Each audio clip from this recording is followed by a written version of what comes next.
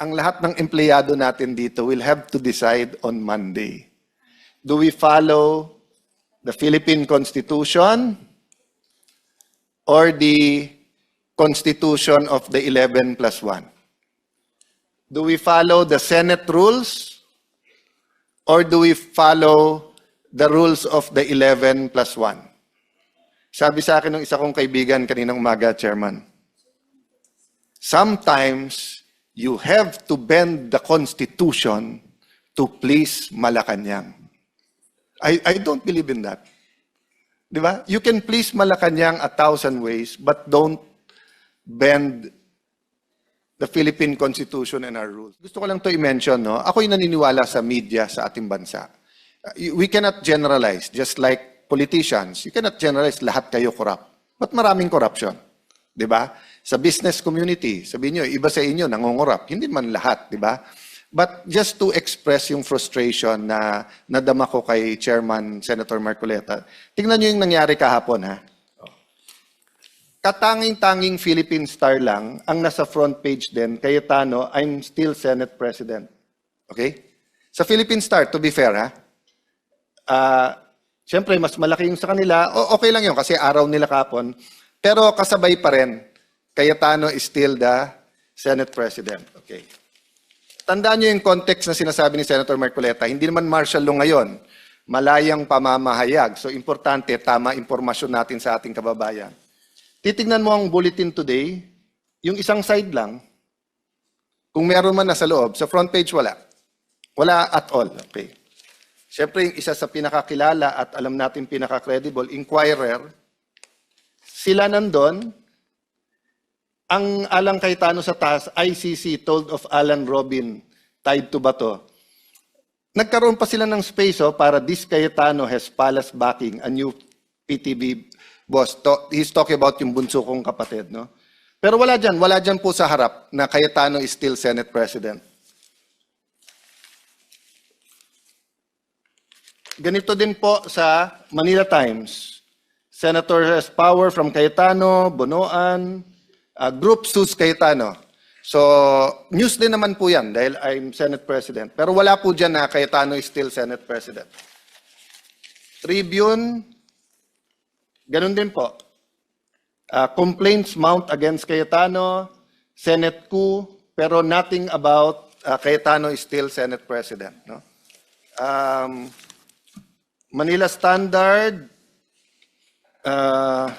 obstruction of justice filed versus Alan Robin Aplasca.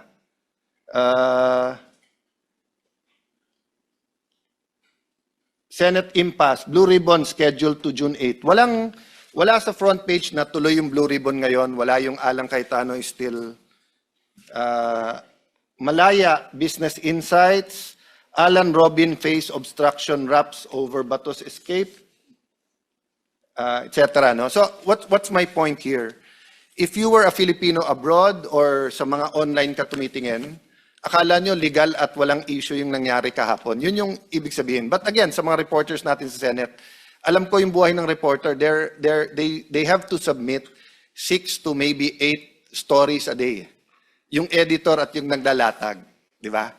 So yun lang ang tanong ko sa mga naglalatag ng dyaryo na to. Bakit sa dami nating dyaryo, Philippine Star lang ang nag-report na meron dispute? Meron nagsasabing si Cayetano pa rin ang Senate President at may nagsasabing may acting Senate President. No?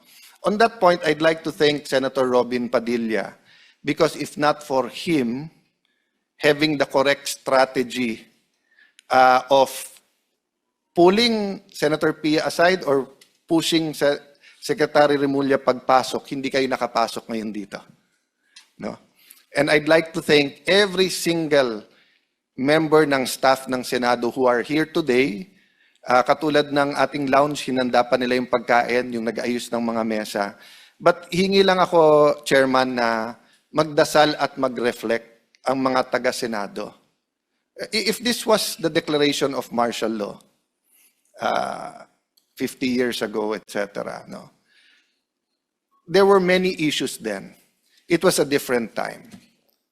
Pero you reflect later on, tama o hindi na padlock. I'll not judge that. No? I'll not judge that kasi we're here today. But here today, who is the legitimate Senate President? Because hindi to away ng dalawang barkada. Ang lahat ng empleyado natin dito will have to decide on Monday.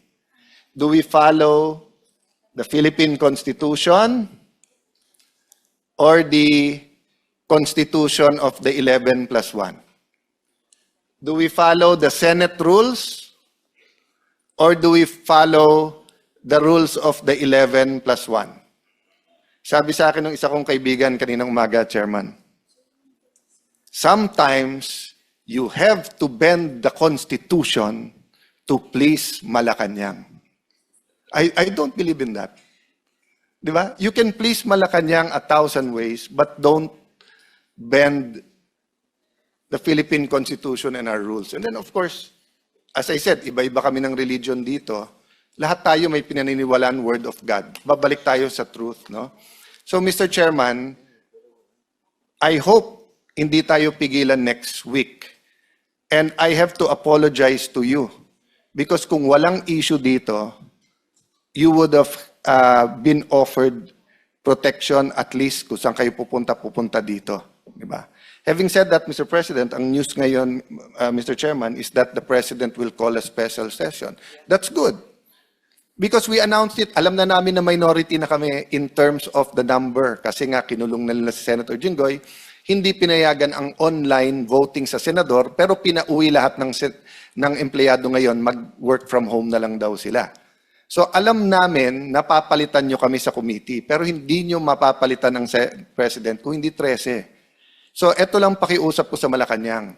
Kumuha kayo ng isa pang senador para sa special session, bumaba na ako bilang Senate President para wala na tayong problema pare-pareho, pero para masunod yung konstitusyon. Kung pwede lang, Senator Amy, na bumaba ako today, Chairman, Senator Robin, gusto ko nang bumaba today as Senate President. Ang problema, I have a duty to the Filipino people and to the Philippine Constitution. Ang nakalagay, until your successor is elected. Hindi pa tayo nag-elect ng successor. So, OSAA, Secretariat, lahat ng empleyado, I'm sorry to put this on you. Not at the penalty of dismissal or cases. Hindi po ako ganun magtrabaho. Konsensya nyo. Alam nyo ang batas. Sino ang susundin nyo? Yung peke na acting Senate President o yung sinasabi ng ating konstitusyon na Senate President? So Malacanang, yun lang advice ko sa inyo. Hintayin nyo na maka-13, tawagin nyo yung special session.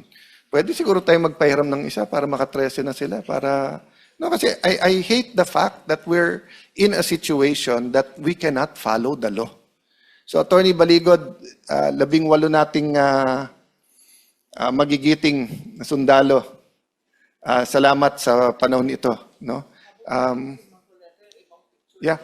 So, we'll, at the request of Senator Amy, can you show the pictures just so that you can identify it para on the record ito, no? Para pag gumawa ng report ng Blue Ribbon Committee. But from our hearts, ang dami nagte-text sa amin.